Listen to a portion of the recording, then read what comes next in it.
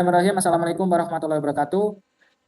Di sini saya akan mempresentasikan laporan ETS pembelajaran mesin untuk prediksi performa akademik dengan judul Analisis dan Prediksi Performa Akademik Siswa Menggunakan Machine Learning pada Dataset XAPI Edu Data. Disusun oleh teman saya yaitu Aden Wahyu Permana dengan NBI 14624000125, dengan saya sendiri Dragung Mambudi 14624000135, dan teman saya Zufar Hamam Altar 14624000147. Dosen pengampu Mahmud Suyuti, Eskom Mkom, Program Studi Teknik Informatika, Universitas 17 Agustus 1945 November 2026. Untuk pendahuluan dan latar belakang, peningkatan pengguna LMS menghasilkan data aktivitas siswa, raise hand, visitor results, announcement view, discussion, student absence day yang dapat dianalisis untuk evaluasi akademik. Machine learning memungkinkan prediksi performa akademik sehingga institusi dapat melakukan intervensi dini. Penelitian ini fokus pada supervised learning untuk klasifikasi performa low, middle, high menggunakan XAPI Edu Data. Lanjut ke rumusan masalah, batasan, dan tujuan. Rumusan masalah: Pre-processing dataset, implementasi KNN, DT, RF, MLP, SVM, evaluasi performa menentukan model terbaik. Kemudian batasan data XAPI Edu Data, fokus supervised learning, algoritma itu KNN, decision tree, random forest, MLP, SVM. Kemudian metrik itu accuracy, confusion metric, precision recall, F1 score, dan terakhir implementasi di Python menggunakan Google Colab. Yaitu terus ke tujuan, siapkan data implementasi model, bandingkan performa, tentukan model dengan akurasi tertinggi. Analisis dataset. Dataset XAPI Edu Data dari Kaggle berisikan 480 sampel dengan 16 fitur dan satu target class, low, middle, dan high. Fitur utamanya adalah raise hand, visitor research, announcement view, dan discussion, studi, absence day. Terdapat banyak fitur kategorikal, yaitu dengan gender, national, IT, nationality, place of birth, state ID, sehingga diperlukan encoding sebelum pelatihan model.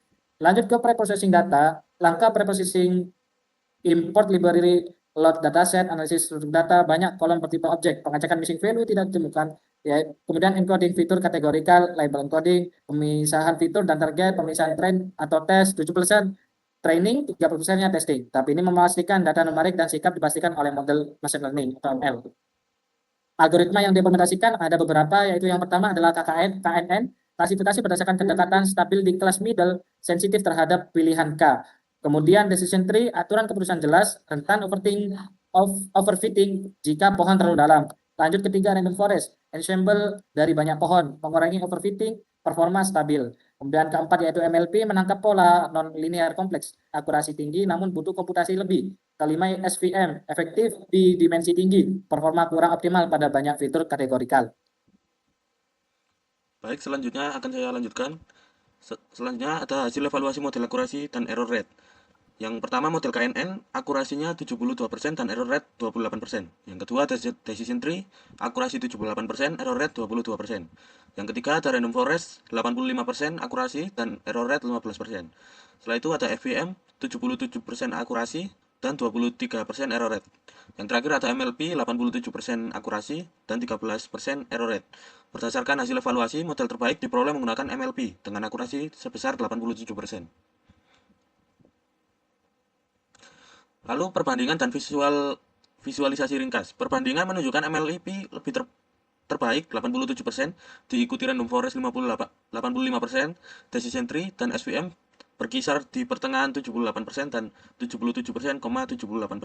KNN 72%, visualisasi grafik akurasi, mengilustrasikan MLP dan random forest sebagai pemenang konsisten. ANN awal perlu arsitektur yang ditingkatkan. Refleksi etis.